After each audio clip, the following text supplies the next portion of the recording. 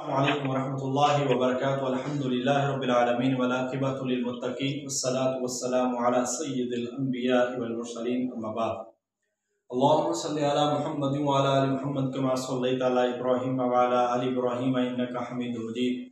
अल्लाहुम्मा बारिक अला मुहम्मदिन व अला आलि मुहम्मद कमा बारकता अला इब्राहीम व अला आलि इब्राहीम इन्नका हमीदुम मजीद।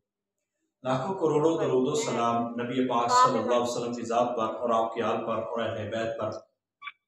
मोहतरम स्कॉलर्स, अल्लाह ताला हम सबको हासिदीन के हसद से, शरारतियों की शर से महफूज रखे और आने वाले वक़्त में अल्लाह ताला हमें अपनी रहमतों के साए में रखे और अपनी रहमत से हमें कामयाबियों से हमकिनार फरमाए।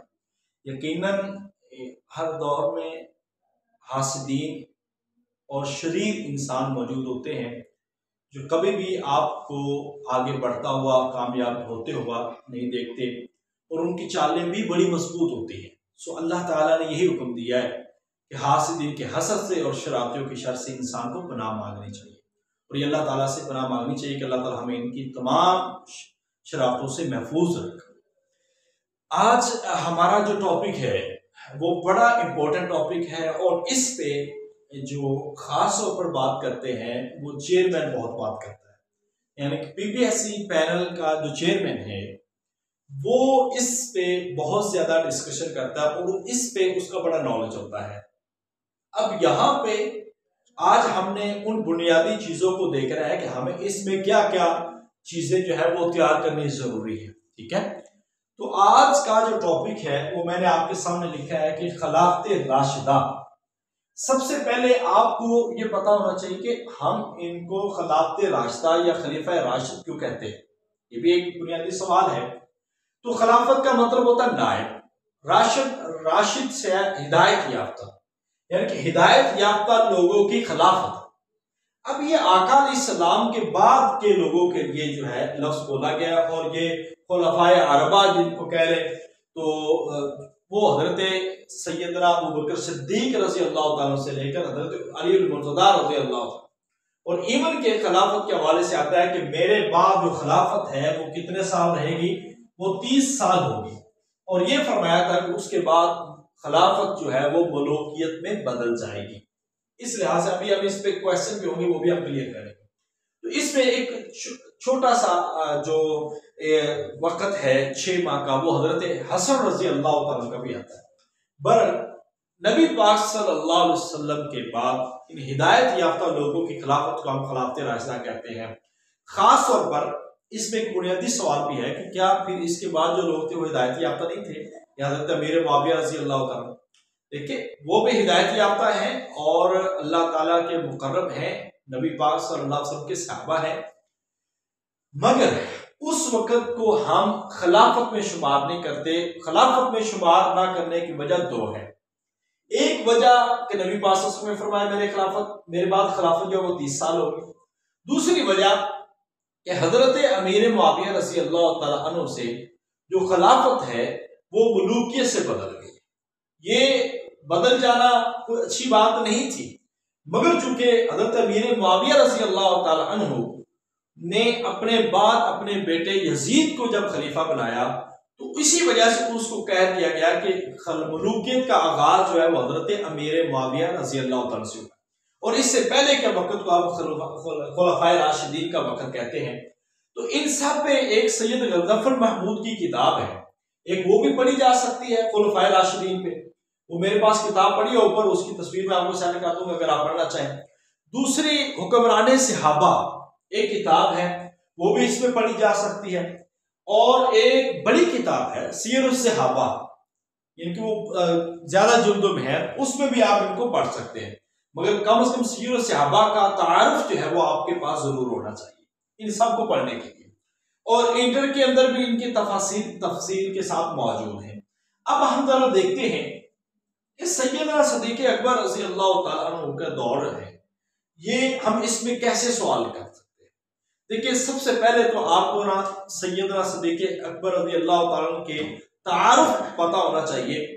आपका नाम, आपका लक़ब, आपके वालिदा का नाम जैसा कि सलमा है, आपके वालिद का नाम, ठीक है, उस्मान है, ऐसे ही आपके जो कबीला है बनु तैम है, हजरत सिद्दीक़ अकबर रज़ियल्लाहु अन्हु की खिदमात जो हैं, गुलामों को आज़ाद करना है, मस्जिद नबवी की जगह लेके देना है, अपने घर का सारा सामान ग़ज़वे तबूक के मौका पर देना है, इन सारी चीज़ों को पहले तारफ़े उस्मान हज़रत सिद्दीक़ अकबर पे आपने ये पढ़ना, और ये सारी चीज़ें आपने सारे खुलफा के हवाले से पढ़ी, यानी कि ऐसे ही पूरा तारुफ तसल्ली के साथ, और फ़ज़ाइल भी सैयदना सिद्दीक़ अकबर के, सैयदना उमर फ़ारूक रज़ियल्लाहु ताला, सैयदना उस्मान गनी रज़ियल्लाहु ताला, सैयदना अली मुर्तज़ा रज़ियल्लाहु ताला, इन तमाम सहाबाए किराम के आपने जाती तारुफ को एक बेहतरीन तरीके से लेके चलना है।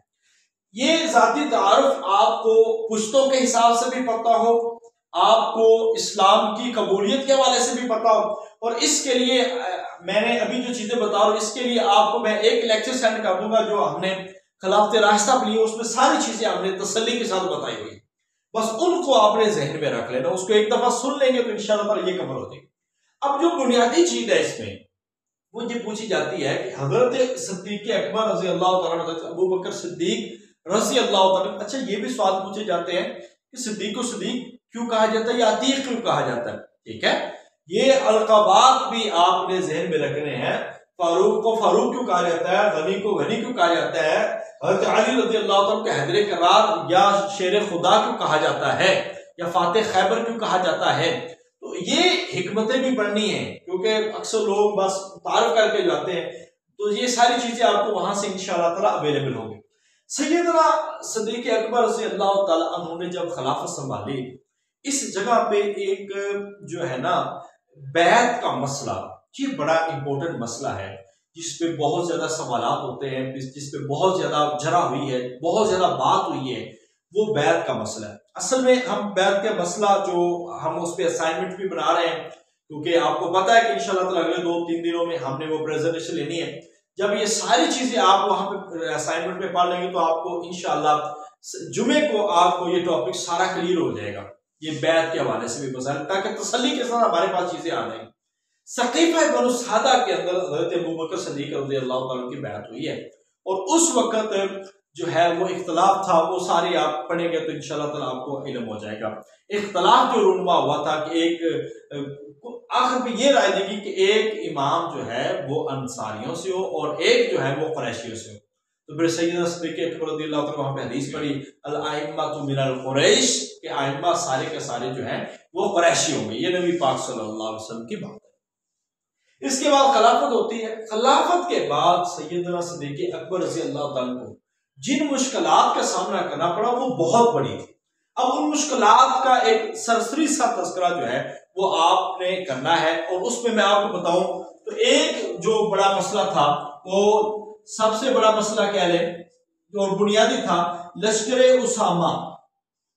नबी पाक सल्लल्लाहु अलैहि वसल्लम ने अपनी जिंदगी के आखिर में एक लश्कर रवाना किया था, जो के बाहर पहले गैर अरब जो जंग है उसके खिलाफ, वैसे तो इससे पहले मुद्दा हो चुका है, पहले गैर अरब जंग वो है, उनके खिलाफ जो है ना भेजा था, मगर अभी ये शायद से बाहर था, नबी पाक सल्लल्लाहु अलैहि वसल्लम की बीमारी की इत्तला मिली, और इसके बाद जो लश्कर वहां पे पड़ाव किया, और नबी पाक सल्लल्लाहु अलैहि वसल्लम के वसाल के बाद यहां से फिर लश्कर उसामा इतना वो कठिन मरहला था कि एक तरफ कुछ लोग बागी हो रहे थे, एक तरफ लोग ज़कात से इनकार कर रहे थे, एक तरफ लोग मुनकरीन नबूवत थे, झूठी नबूवत के दावेदार पैदा हो रहे थे, और एक तरफ मुख्तलिफ और, यानी कि इतना फितनों का दौर था। और उस दौर में हजरत अली सिद्दीक़ अकबर रज़ियल्लाहु अन्हु ने ये लश्कर रवाना किया। तो ये वो कलमे भी आपने इसमें याद रखने, में एक एक बात में तफसील पे नहीं जाऊंगा। इसके बाद जो बड़ा मसला था वो है मुनकरीन ज़कात। कुछ कबाइल ऐसे थे जो मुसलमान तो थे, मगर उन्होंने ज़कात देने से इनकार कर दिया था। अब इस लिहाज से मुसलमान भी के साथ थे कि हज़रत उमर रज़ियल्लाहु अन्हु भी फरमा रहे थे कि आप अभी इनके खिलाफ जिहाद ना करें, तो अभी हमें वो लश्कर उसामा और बाकी मसाइल पर तवज्जो देनी चाहिए। ये कम से कम मुसलमान तो हैं, तो सैयदना सिद्दीक़ अकबर रज़ियल्लाहु ताला को उस वक्त का कौल कि ये जो नबी पाक सल्लल्लाहु अलैहि वसल्लम के दौर में अगर एक बकरी का बच्चा भी ज़कात नहीं देंगे तो मैं इनके खिलाफ खड़ा होगा, इनके खिलाफ मैं तलवार उठाऊंगा। तो एक ये भी आपको कौल है। मुनकरीन ज़कात, आप इसमें ये देख रहे हैं कौन कौन से कबाइल थे, ये तसल्ली करनी है। इसके बाद है मसला जो है वो बहुत बड़ा मसला था मुर्तद्दीन का, कि कई कई कबीले मुर्तद हो गए इस्लाम लाने के बाद, और उनके खिलाफ भी फिर जो है ना वो 11 लश्कर हजरत खालिद बिन वलीद रज़ियल्लाहु ताला भी जिसमें थे, हजरत अबू बकर सिद्दीक रज़ियल्लाहु ताला के दौर में वो 11 लश्कर गए। इसके बाद थे कुछ झूठे नबूवत के दावेदार, झूठे नबूवत के दावेदार, अब ये बड़े थे और इसमें मुसलमा कज़्ज़ाब सरफरिस्त था, उसके साथ फिर असवद अंसी, फिर तलीहा, इन सारों ने, और फिर सज्जाद बिन हारिस, ये सारे के सारे उस दौर में मुसलमान कज़्ज़ाब का तो इतना बड़ा लश्कर था कि उसके खिलाफ पहला मुसलमानों का लश्कर गया और नाकाम हो गया। फिर हजरत खालिद बिन वलीद रज़ियल्लाहु ताला गया, हजरत से जीत गया, और फिर जाकर मुसलमान कज़्ज़ाब को वहशी बिन हर्ब ने कत्ल किया, और इस तरह 40,000 जो है वो नफिया कबीले का सरदार था और उनके खिलाफ गए। तो ये मुर्तद्दीन को जो है उनकी सरगोबी की गई। फिर हजरत अबू बकर सिद्दीक रज़ियल्लाहु ताला के दौर में दाखिली इंतशार था कि कुछ कबाइल ऐसे थे जो मदीना पे हमला करने के लिए तैयार थे। तो फिर जब लश्कर उसामा रवाना हुआ तो वो दब गए। तो ये मुश्किलात जो है सैयदना सिद्दीक़ अकबर रज़ियल्लाहु ताला को जो पेश आई, इस हवाले से इनको पढ़ना और इनको तफसील जानना ये बहुत जरूरी है। इसके बाद सैयदना सिद्दीक़ अकबर रज़ियल्लाहु ताला अन्हु ने जिन इलाकों की तरफ आगे फतुहात के लिए कदम बढ़ाया, वो फतुहात भी आपने अगरचे बहुत मुख्तसर सा 2.25 साल का दौर है, 2 साल 4 माह 10 दिन का दौर है, जिस दौर के अंदर हज़रत अबू बकर सिद्दीक रज़ियल्लाहु ताला ये सारे काम भी किए, और फिर आगे इराक की तरफ और ईरान की तरफ अपनी मुहिमात जो है वो रवाना की, और कई इलाके इसमें आप रज़ियल्लाहु ताला के दौर में फतह हुए। तो इसमें आपने सैयदना सिद्दीक़ अकबर रज़ियल्लाहु ताला का दौरे खिलाफत उसमें देखना है, और किस किस तरह सिद्दीक़ अकबर रज़ियल्लाहु ताला ने अपने मुख्तलिफ कारनामे सर अंजाम देते हुए इन पे काबू पाया, ये चीजें हमने देखी। इसके बाद दौर आ जाता है सैयदना उमर फारूक रज़ियल्लाहु। सैयदना उमर फारूक रज़ियल्लाहु ताला अन्हु को नामजद किया था अपनी जिंदगी के अंदर ही सैयदना अबू बकर सिद्दीक रज़ियल्लाहु ताला, और इनके लिए कोई कमेटी नहीं बनी थी। ठीक है, अब इसका उन्होंने कहा कि अल्लाह इसका हिसाब है अल्लाह को दो। हज़रत अबू बकर सिद्दीक रज़ियल्लाहु ताला, सैयदना उमर फारूक रज़ियल्लाहु ताला का जो खुलफाए राशिदीन में से सबसे बड़ा दौर है, दूसरे नंबर पर जो बड़ा दौर है वो हज़रत उमर फारूक रज़ियल्लाहु ताला का। मगर फतुहात के लिहाज से और इस्लाहात के लिहाज से और कामयाबियों के लिहाज से सबसे बेहतरीन दौर यह है वो सैयदना उमर फारूक रज़ियल्लाहु ताला का दौर है। और इस दौर में जो महकमे बने, इस दौर में जो फतुहात हुई है, उन फतुहात के हवाले से आप लाजमी देखना है। इस दौर में जो जंगे कासिया है उसको पढ़ना है, उसके 3 मार्के। इसके बाद जंगे यरमूक उसको लाजमी पढ़ना है। फतह बैतुल मक़दस और उसका जो मुआहदा हुआ है उसको पढ़ना है। ठीक है, क्योंकि उसमें ये सारी चीजें आप मैक्सिमम, ये सारी चीजें मैं आपको बताऊं तो 3 घंटों में पढ़ लेंगे आप, 3 घंटों में मैक्सिमम। और इसके लिए किताबें मैंने आपको रेलिवेंट किताबें जो है मैंने कल भी बताई थी, आज भी बता रहा हूं, ये किताबें आप पढ़ सकते हो उसमें अगर तसल्ली के साथ पढ़ना है। अब ये है कि हज़रत उमर फारूक रज़ियल्लाहु ताला का दौर दूसरे तमाम खुलफा से एक अलग दौर था और जुदा दौर था और एक सुनहरी दौर था कि जिसमें इस्लामी सल्तनत जो है वो इंतहाई कामयाब हुई और इंतहाई जो है वो मजबूत हुई। जिस दौर के अंदर जो ज़राए आमदन है वो सबसे ज्यादा बढ़े, और इस दौर में इंसाफ का बोलबाला था, और इस दौर में एहतसाब का एक निज़ाम था। यही वजह है कि जितनी भी ब्यूरोक्रेसी है वो इस दौर को बहुत पसंद करती है, वो इस दौर को बहुत पसंद करती है। और हजरत उमर फारूक रज़ियल्लाहु ताला की जो निज़ाम अदल है, इस निज़ाम अदल को इतना ज्यादा पसंद किया जाता है कि आपने शाह गदा का फर्क खत्म कर दिया, आपने अमीर गरीब का फर्क खत्म कर दिया, और जितने भी गवर्नर थे, आमिलीन जो उस वक्त गवर्नर होते थे, आप हर साल हज के मौका पर उनका एहतसाब करते थे। और कई दफा हजरत खालिद बिन वलीद रज़ियल्लाहु अन्हु को भी मासूम किया गया। तो कई दफा ऐसे बड़े बड़े जलील कदर सहाबा को माजूल कर दिया हजरत उमर फारूक रज़ी अल्लाह अन्हु, और आपने लोगों को इख्तियार दिया कि अगर कोई गलत फैसला वैसे हो तो मुझे टोक दे। हजरत उमर फारूक रज़ी अल्लाह अन्हु। फिर इस दौर की जो अक्सर ब्यूरोक्रेसी में और अक्सर कमीशन के अंदर जो सवाल पूछा गया है वो है सैयदना अबू बकर सैयदना उमर फारूक रज़ी अल्लाह तआला अन्हु का जो दौर है ना, वो जो इस्लाहात है फौजी इस्लाहात, वो बहुत ज्यादा पूछी गई है। फौजी इस्लाहात पे जो फौजों की तकसीम है, प्यादा है फौज, ठीक है, उसके हवाले से एक रजाकार फौज, बाकायदा तौर पर फौज की तनहा, फौज की तकसीम, फौजी घोड़े, फौजी छानियां और अव्वलियात उमर, ये सारी चीजें आपने बड़ी तसल्ली के साथ पढ़नी है।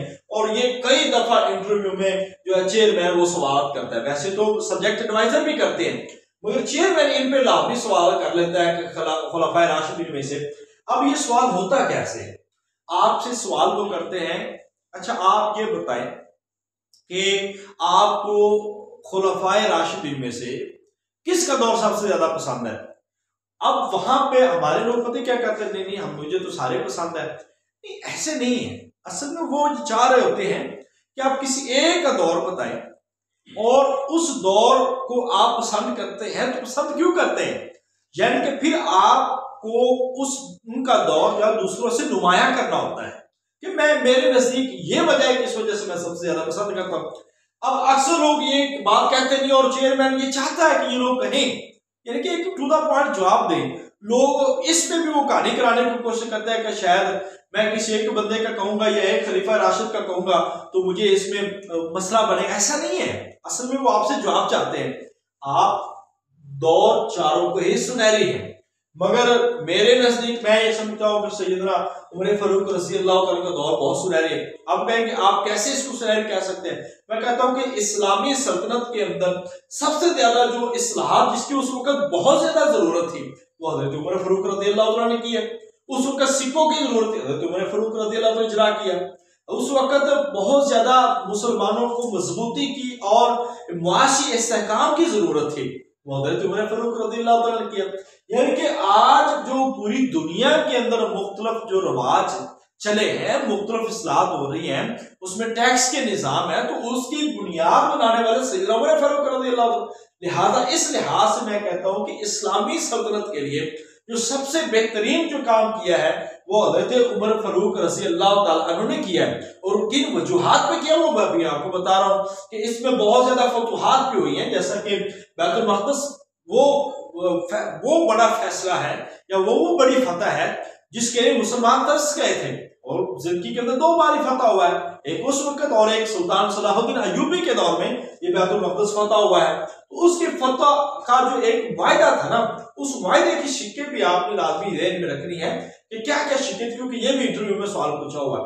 सो आप ज़र इस्लाहात, ज़राए आमदन, फौजी इस्लाहात और बैतुल माल का क़याम और थानों का क़याम, मुदर्रिसीन की तनख्वाहें और जितनी भी नहर खुदवाना, ये भी नहर मूसा और नहर माकल, ये नहर अमीरुल मोमिनीन, ये सारी नहरें, इनके हवाले से भी यह आपने ज़हन में रखना है कि हज़रत उमर फारूक रज़ी अल्लाह तआला अन्हु के दौर में इन सारी चीज़ों पे एक बेहतरीन काम हुआ है।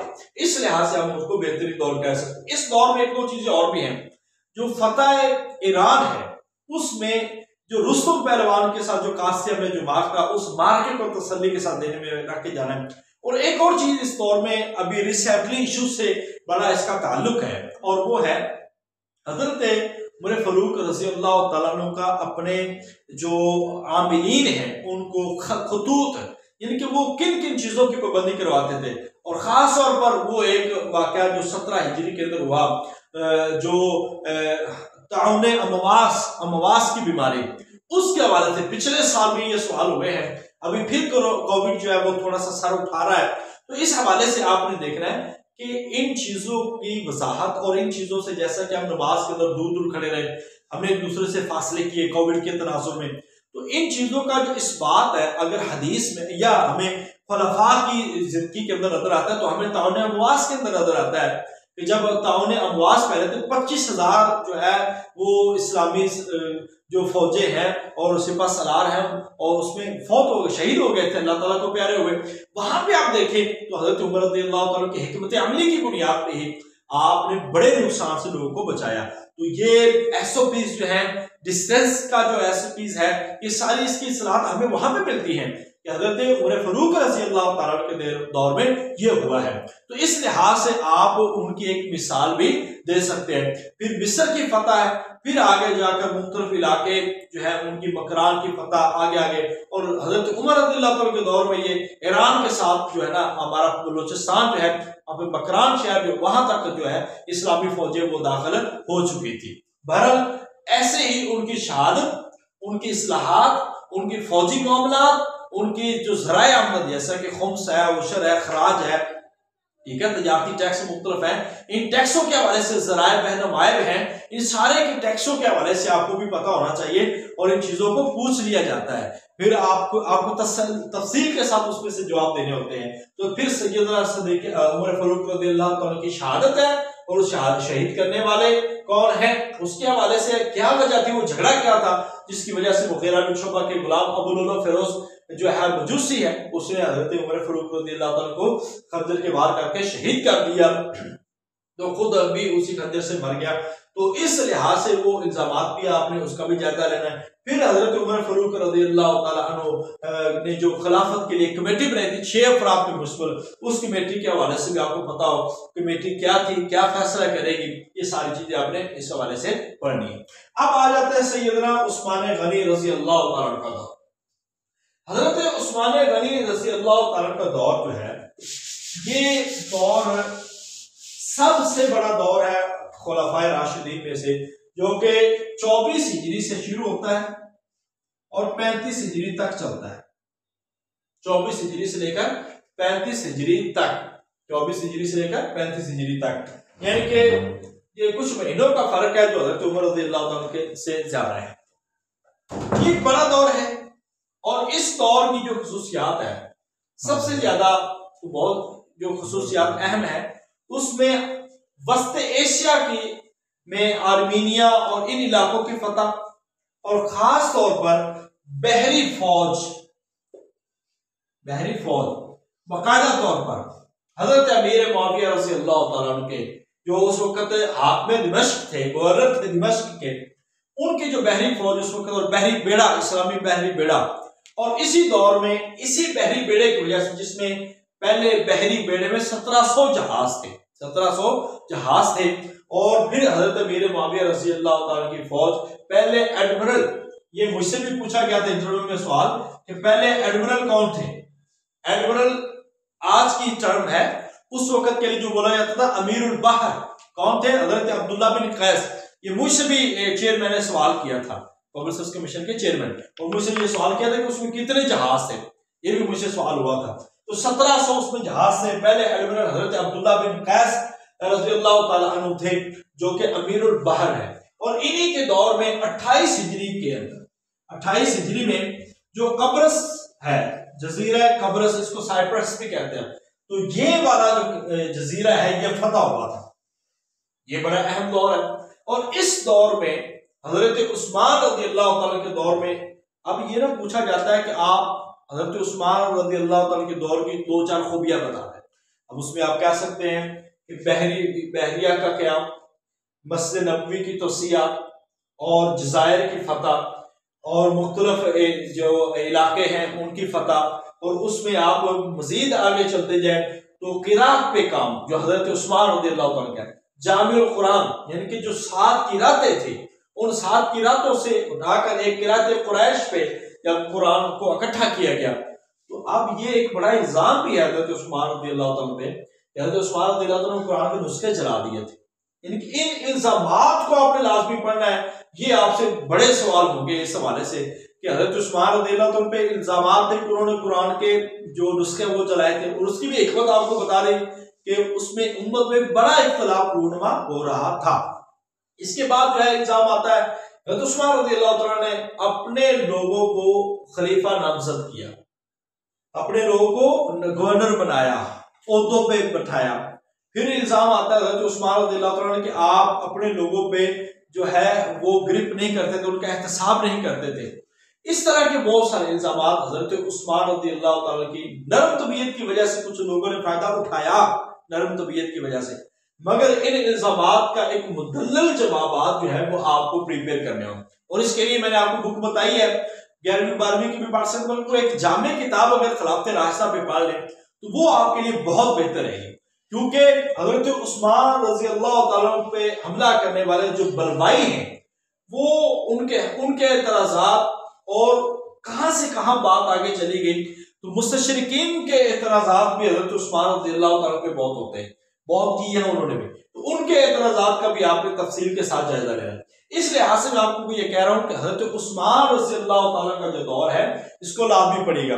मस्जिद नबवी की तौसीअ का बड़ा अहम फैसले हजरत उस्मान रज़ियल्लाहु ताला के दौर में, और खास तौर पर हजरत उस्मान रज़ियल्लाहु ताला के आखिरी दिन जो है वो 40 दिन बड़े इंपॉर्टेंट है, जिसमें हजरत उस्मान रज़ियल्लाहु ताला का मुहासबा जो है वो मुहासरा किया गया और फिर हजरत उस्मान रज़ियल्लाहु ताला की शहादत हुई।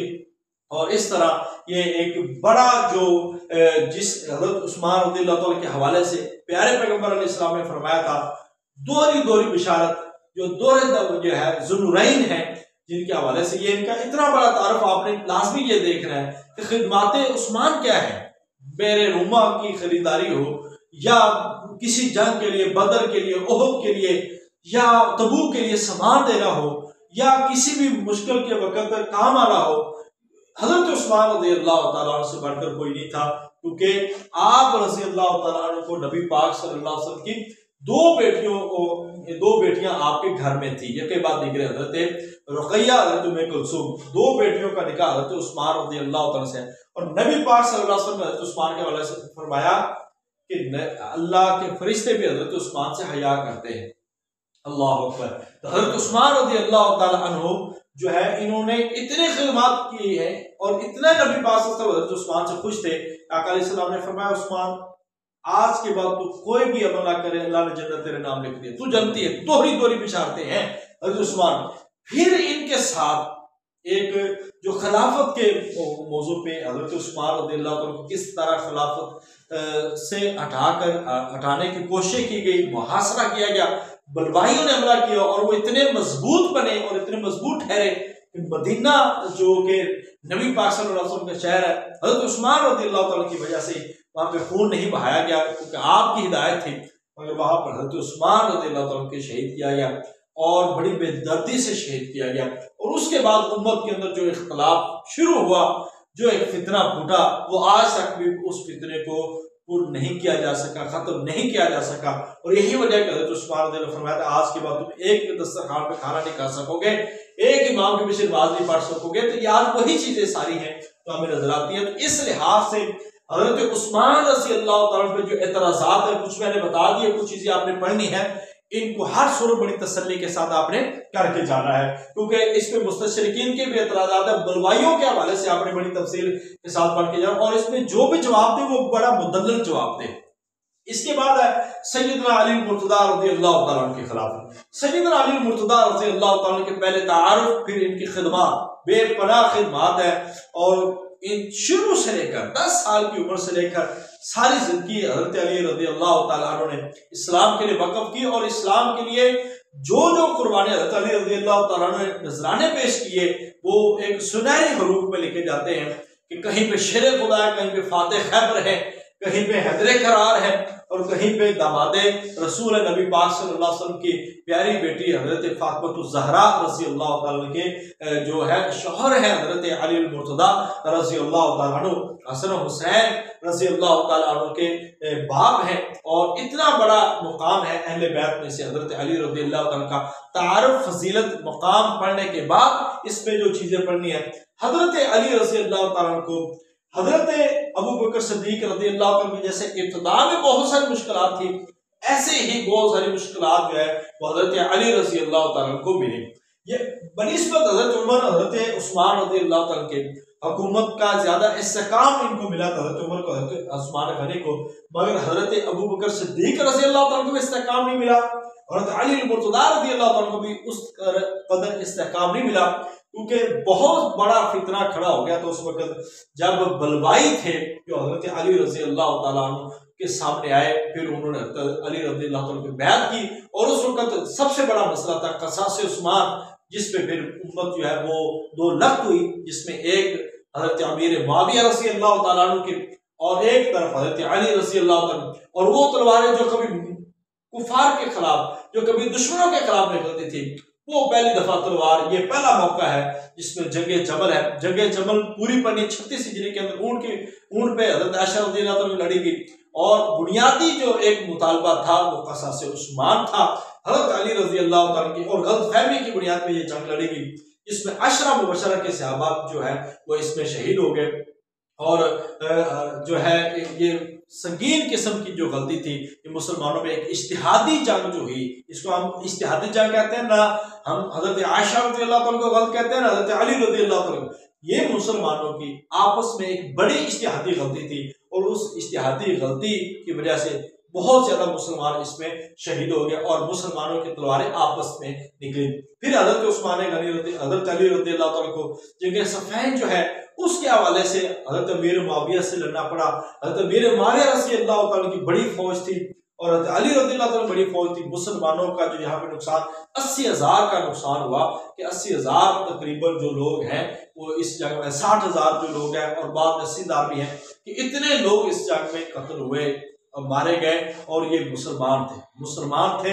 इस लिहाज से जो उम्मत में फितरों का जो बाब वो खुल गया था।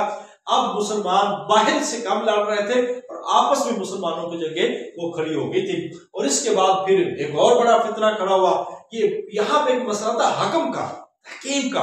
तो हकम के मसले को पढ़ना, और उस मसले पे हजरत अमर बिन आस का जो एक तरीकाकार था, ये ना कहिएगा कि हम उनको चाल कहेंगे, ठीक है, चाल कहना मैं ये नहीं समझता, ये मुनासिब लफ्ज नहीं है, क्योंकि सहाबा के लिए एक उनकी एक तदबीर थी, और एक उनकी सोच थी, और एक हजरत अबू मूसा आशरी रज़ी अल्लाह तआला अन्हु थे।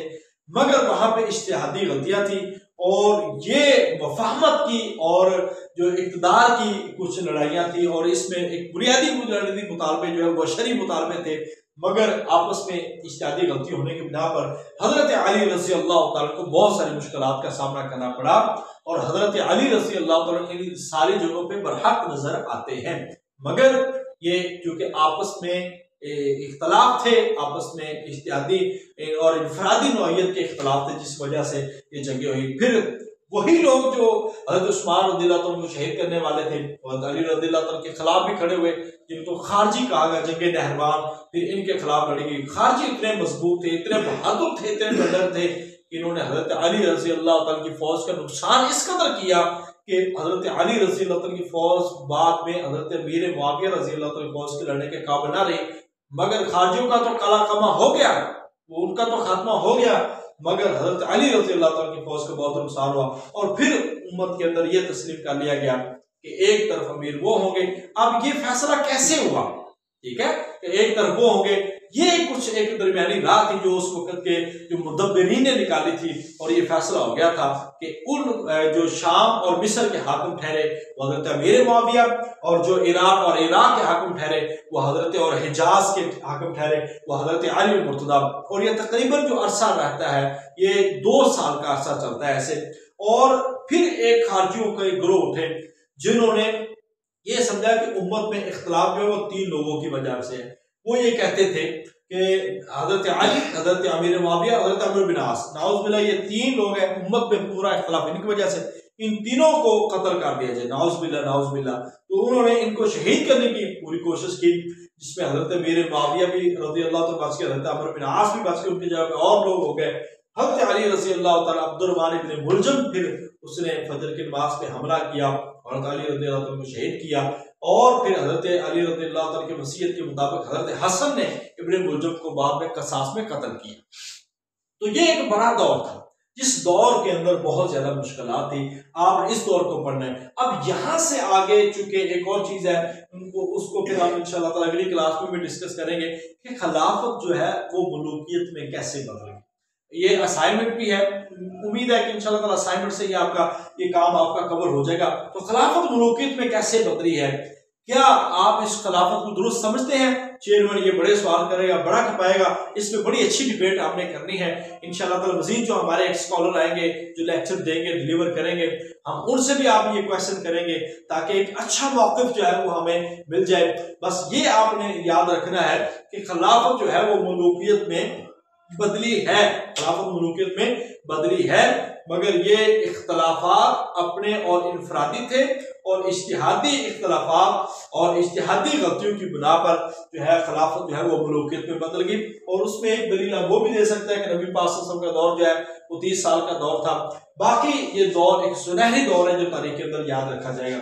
इसके बाद अशरा मुबशरा का तारुफ, इस पे भी असाइनमेंट है और प्रेजेंटेशन भी एक है। अशरा मुबशरा के हवाले से आपको पता होना चाहिए इनको इन्हीं को ही क्यों कहा जाता है, जबकि और लोगों को भी तो जन्नत की बिशारत दी गई है, ये भी एक सवाल है। और इन सब के नाम आपको फिंगर टिप्स पे याद होने चाहिए और इनके कारनामे आपको फौरी तौर पर याद होने चाहिए। ये सवाल बड़ा होता है कि अशरा मुबशरा के नाम पता है, पहले 4 के तो बता देते, अगले 6 बताने मुश्किल हो जाते हैं।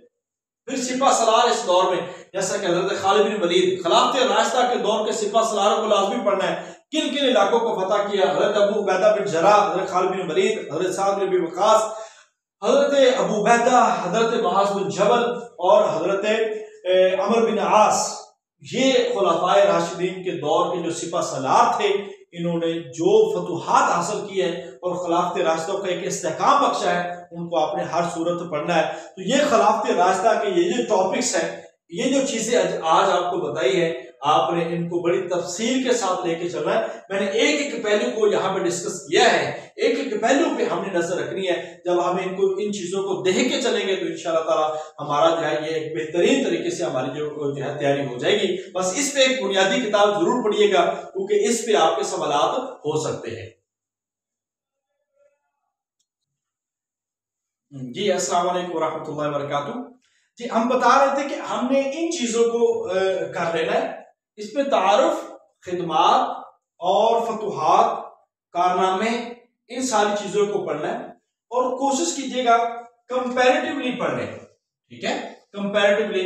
और इसमें आप किसका दौर जो है वो बड़ा इस्तेहकाम वाला था, आप फौरी फैसला कर लें, यानी कि आपको पता होना चाहिए पहले से तयशुदा चीजें करके जाए किसका दौर बड़ा मुस्तहकम था, किस दौर में सबसे ज्यादा तरक्की हुई थी। और अगर ये आपको दौर अच्छा लगता है तो क्यों लगता है, यानी कि इसकी जो रीजंस हैं, जस्टिफिकेशन आपने देनी है। ये आपको पता होना चाहिए कि मैं इस दौर को उस दौर से बेहतर समझता हूं तो क्यों समझता हूं, तो उस दौर में तो ये भी कारनामे होते हैं। यानी कि इस तरह के क्वेश्चंस के हवाले से आपको प्रिपेयर रहना है। फिर खुलाफाए राशिदीन की जो कुछ खुसूसियात है, अदल इंसाफ है, मुसावात है, अखुवत है, भाईचारा है, अदल इंसाफ के बाद जो है जो इस्लामी उसूलों पे है, एक फलाही रियासत है, ये सारी चीजें भी आपने इंशाअल्लाह ताला खुलाफाए राशिदीन की खुसूसियात में आपने प्रिपेयर करनी है।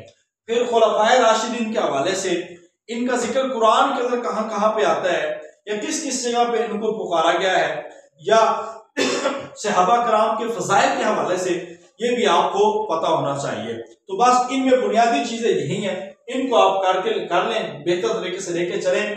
तो आज की जो क्लास में मैं आपको बता दूं, एक बेहतरीन सवाल जो है आज आपको पढ़ाए गए हैं और इसमें से आपको लाजमी सवाल पूछे जाएंगे।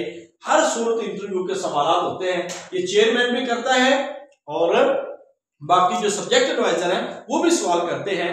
तो आपको इस दौर को बेहतर तरीके से पढ़ना है और कोशिश कीजिएगा कि इस पे कोई एक बुनियादी किताब अगर आप पढ़ सके तो जरूर पढ़िएगा। बाकी इस दौर को मैंने कल वाली किताब के अंदर आपको बताया था, अगर उसमें पढ़ लेंगे तो ये भी किताब आपके लिए काफी होगी। बाकी अब जो है कुछ किताबें मेरे पास हैं, ये आपको फायदा दे सकती हैं। वैसे इंशाल्लाह ताला हम कोशिश करेंगे कि इस बार अगर आप कोई मंगवाना चाहें तो हम कोशिश करेंगे कि सारी किताबें हम भेज दें। इसमें छोटे छोटे किताबचे हैं, ये आजाद बुक डिपो से अगर कोई और जाए तो वहां से जरूर ले लें। जैसा कि तरीके हदीस और उसूल हदीस पे एक किताबचा है, ठीक है, ये बड़ा शरह रफ़अतुल फ़िक्र तलखीस है उसकी, ये एक बड़ी अहम किताब है। हुज्जतुल्लाह बालिगा, ये एक अहम किताब है, किताबचा है इस्लाम का इक्तिसादी निज़ाम। इसमें आप ये जो बुनियादी चीजें हैं ना, इश्तराकियत है, सोफस्तायत है, सूद है और जिजिया है, फिदिया है, शुफा है और एहतकार है, सरमायादारा निज़ाम है, मुख्तलिफ ज़राए आमदन है, ये सारी चीजें इसमें बयान हुई। बहुत उम्दा एक छोटा सा किताबचा है ये इस्लाम और इकोनॉमिक्स पे। इसके बाद अल-फौजुल कबीर फी उसूल तफसीर उसका खुलासा है।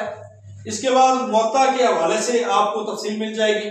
इसके बाद जो है तकाबुल अदयान पे एक मजबूरी तौर पर एक खुलासा, बड़ा अच्छा खुलासा है और बहुत अच्छी चीज इसमें बयान हुई है। हाँ, इसमें कुछ दिगर मज़ाहब बुत बात है और ज़ुरतश्त है, ऐसे उनके जिक्र नहीं है, उसके लिए आप कोई बड़ी किताब पढ़ सकते हैं। अब इसके अलावा जो ग्रामर की किताब है मजीद उसको देखना चाहिए, अरबी वाले इसको देख सकते हैं। ये शरह इब्ने अकील सवालन जवाबन है, इसको भी देखा जा सकता है, मगर ये लेक्चरर अरबी वाले।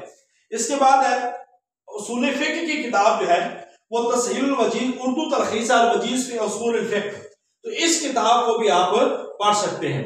तो ऐसे ही कुछ 2-3 किताबें और भी हैं, तफसीर वल मुफस्सिरून है, उसका भी खुलासा मौजूद है और बाकी किताबें जो है वो भी मौजूद है। तो अस्सुन्नत व बकालतुहा तस्हीह सुन्ना, ये वाली किताब बड़ी अहम है जिसमें मुस्तशरीकीन और हदीस के हवाले से है। तो ये तकरीबन 12-13 किताबों के छोटे छोटे किताबचे हैं, आप इनको ले लें, इंशाअल्लाह ताला ये फायदा हो जाएगा। अल्लाह ताला हम सब का हमें नासुर हो। बहुत सारी दुआएं आप लोगों के लिए, बात तसल्ली के साथ पढ़ते जाए। कल का दिन उम्मीद नहीं है कि क्लास हो या ना हो, ये कोई कंफर्म नहीं है, मगर इस पूरे वीक का हमारा सिलेबस इतना है, हमने बनु उमय्या और बनु अब्बास पढ़ना है।